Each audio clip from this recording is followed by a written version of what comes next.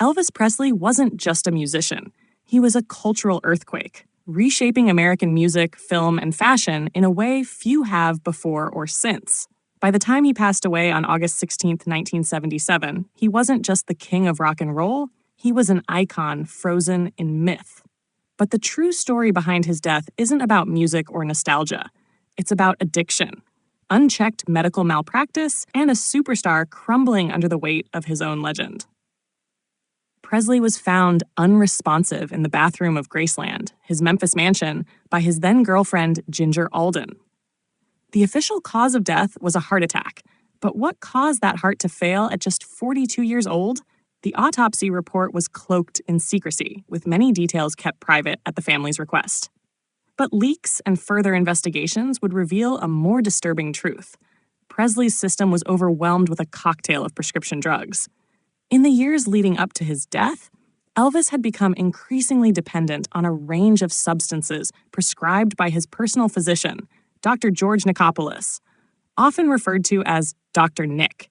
These included opiates, barbiturates, tranquilizers, and amphetamines.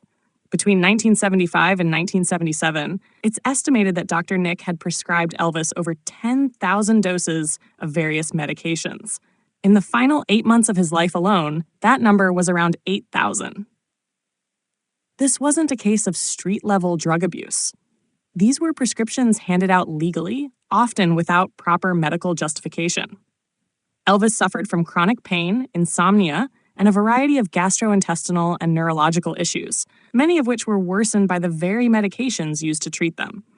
He was trapped in a vicious cycle. The pills helped him perform and function, but they also pushed his body toward the breaking point. What's chilling is that this sort of abuse was not hidden from those closest to him.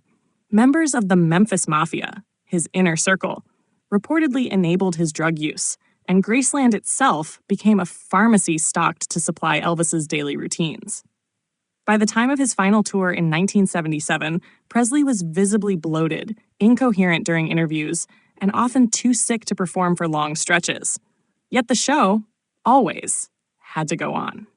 Dr. Nick's role came under intense scrutiny after Presley's death. In 1980, he was indicted on 14 counts of overprescribing drugs to Elvis and other patients, but was acquitted.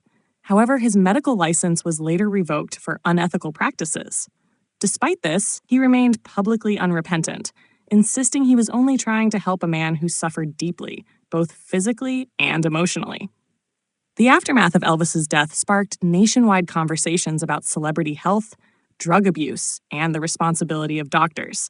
Yet, decades later, the cycle continues, stars falling victim to the pressures of fame and the pharmaceuticals used to sustain it. Elvis Presley remains one of the most celebrated figures in music history. But the scandal surrounding his death adds a haunting footnote to his legacy. The king may have died in his Graceland throne room, but it wasn't just heart failure that silenced him. It was the price of being larger than life.